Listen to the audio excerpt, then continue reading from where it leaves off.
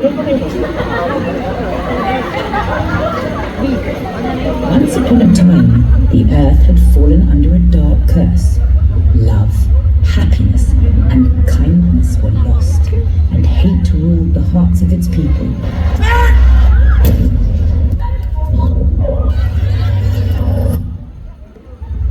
In the heavens above, 6 cupids saw the earth's despair. With wings glowing like falling stars, the cupids descended to earth on a special mission to spark joy, rekindle love, and restore kindness to the world. Disguised as ordinary beings, the angels began their work. They planted seeds of joy with every smile they gave. Together they brought music, laughter, and warmth wherever they went. Giving hope back into the hearts of those who had forgotten its touch. With each act of love they inspired, the curse began to lift, and the earth glowed a little brighter. And so, the 6 cupids carried on, spreading their light and reminding us all that love and happiness were never truly lost. They just needed a spark to shine again.